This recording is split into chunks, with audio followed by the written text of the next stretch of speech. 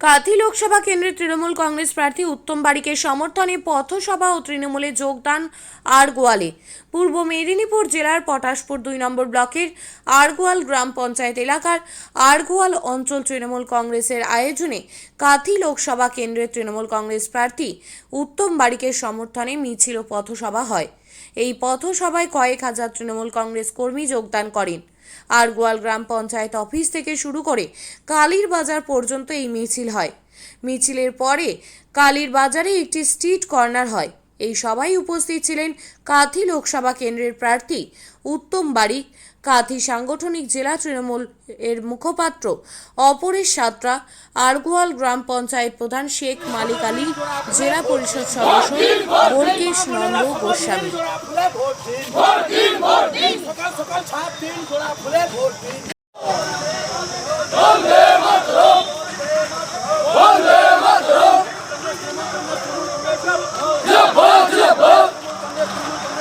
দূর থেকে না, তুমি দূর থেকে না।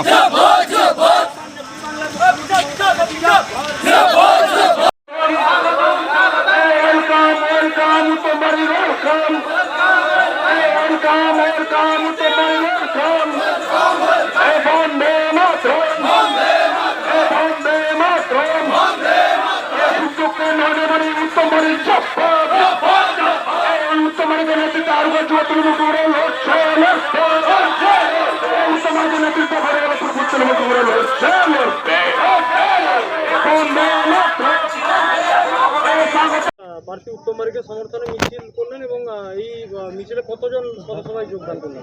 কয়েক হাজার মানুষ আজকের এই মিছিলে পা মেলালেন। আড়গোয়াল অঞ্চল তৃণমূল কংগ্রেসের পক্ষ থেকে আমাদের প্রিয় প্রার্থী, আমাদের প্রিয় আপনজন একেবারেই মমতা বন্দ্যোপাধ্যায়ের স্নেহধন্য প্রার্থী উত্তম বারিকের সমর্থনে আজকের আড়গোয়াল অঞ্চল তৃণমূল কংগ্রেসের পক্ষ থেকে আমরা জিপি অফিস থেকে কালীরবাজার পর্যন্ত পদযাত্রা করলাম এবং একটি পথসভাও করলাম। সাধারণ মানুষের স্বতঃস্ফূর্ততা আজকে পরিলক্ষিত করলাম, যেভাবে সাধারণ মানুষ প্রার্থীর সমর্থনে এগিয়ে এসছেন। আমরা নিশ্চিতভাবে আশাবাদী যে এই অঞ্চল সর্বভারতীয় তৃণমূল কংগ্রেসের প্রার্থী উত্তম বারিকের সমর্থনে বিপুল পরিমাণে জয়লাভের অংশগ্রহণ করবে।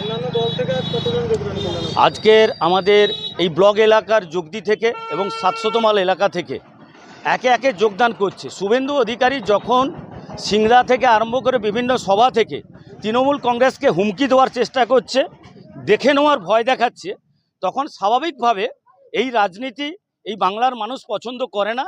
তাই স্বাভাবিকভাবে বিজেপিতে থাকা লোকজনেরা তারা তৃণমূল কংগ্রেসের ছত্রছায়া বেছে নিচ্ছে এবং আগামী কয়েকদিনের মধ্যে আরও প্রচুর পরিমাণে বিজেপির কর্মীরা বেরিয়ে আসবেন।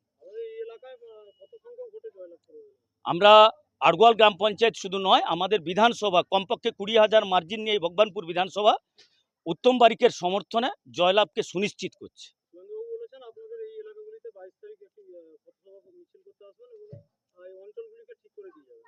আমি বুঝলাম না, কারণ রাজনৈতিক প্রোগ্রাম করার সকলের অধিকার আছে।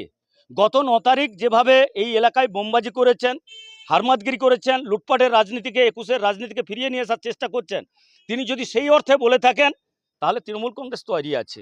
22 তারিখ এলে যদি কোনোভাবে রাজনীতির বাইরে বেরিয়ে গিয়ে খুন সন্ত্রাসের ঘর লুটপাটের রাজনীতির প্রভাব ফেলে, তাহলে নিশ্চিতভাবে তৃণমূল কংগ্রেসের কর্মীরা সেটা বুঝিয়ে দেবে।